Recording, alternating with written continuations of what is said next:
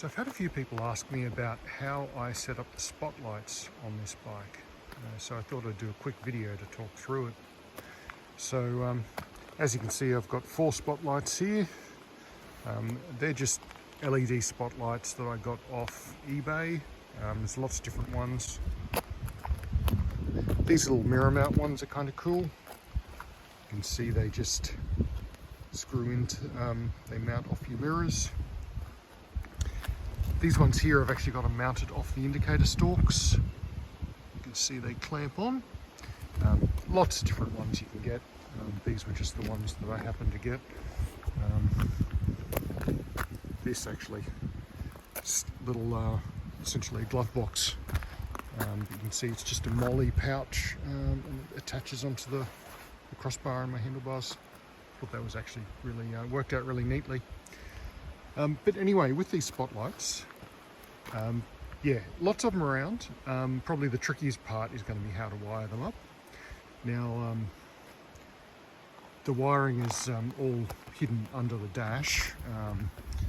As you can see here, I've got an aftermarket dash in here, so I've probably got a bit more room than you would normally if you had the normal Speedos. But how you've crammed the wiring in there, that's kind of dependent upon how your bike is set up.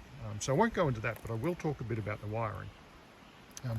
I'll overlay some diagrams here to explain it, but essentially with these lights, the way they're wired, from a control perspective, I've got a little switch here to turn them on and off, but they're also wired into the high beams so that even, I could turn that on and off, it won't actually affect the lights until I turn the high beams on.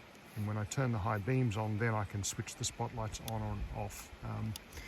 That's a legal requirement here in Australia for these sorts of driving lights. It's also pretty convenient because you're riding along a road at night, and if a car comes from the other direction, if you turn your high beams off, it'll cut the spotlights at the same time. But yeah, so the way that I wired these in, I wired them in using some relays. Well, just one relay. At the same time, I added an accessory socket and a little USB charger, which I put on their own relay. I'll talk about that as well.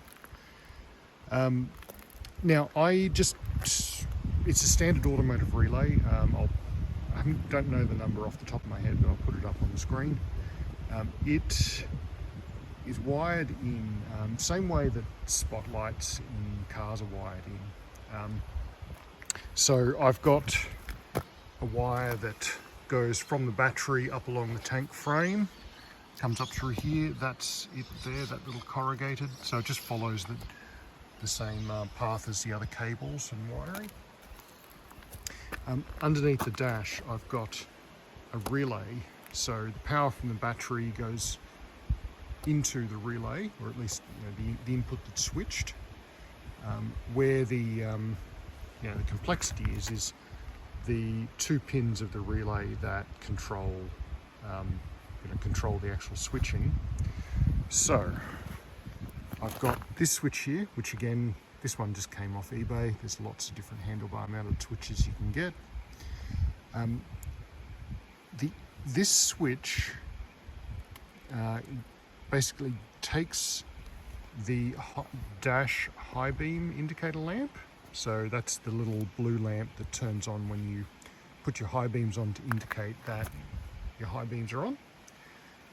Basically, that high beam lamp I've tapped off the high beam lamp, goes into this switch, goes through this switch, and then the other side goes to the activation terminals of the relay, essentially the coils of the relay. So what that means is that when the high beams are off, doesn't matter where this switch is going because there's no voltage applied to that high beam lamp. But once high beams are turned on, if this switch is open, nothing happens. But as soon as I close the switch, that will pass the voltage from the high beam lamp through to the relay. It'll activate the relay, which will then send power to the spotlights. So it's really quite a simple circuit once you get to know understand that. The difficult part of that circuit is finding the high beam signal to switch off. The dash lamp is the easiest one to do. The other way that you can do it, and often this is the way car spotlight kits work, is they'll actually tap off the high beam plug.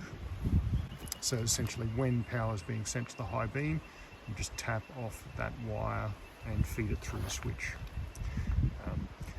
The other thing to talk about is this accessory socket and the USB charger. I did those in a fairly similar way in that we've got a wire coming from the battery, goes into the input to the relay. The difference is what controls that relay. So what I basically did was I just dug around under the dash, looked for wires that were giving 12 volts when the ignition was on. So some kind of an accessory circuit, or maybe the lamp for the dash. To be honest, the wiring in this bike's quite a mess, so I'm not actually sure what it was, but I know that when the ignition turns on, this wire gets 12 volts.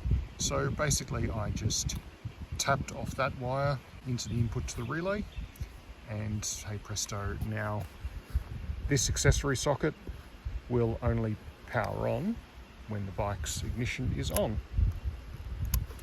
So that's it.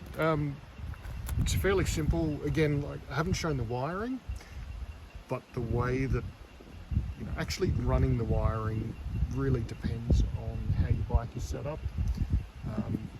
And yeah, hey, I'm out enjoying the countryside, so I'm not going to take my bike apart. But yeah, I hope this is helpful, and yeah, thanks for watching.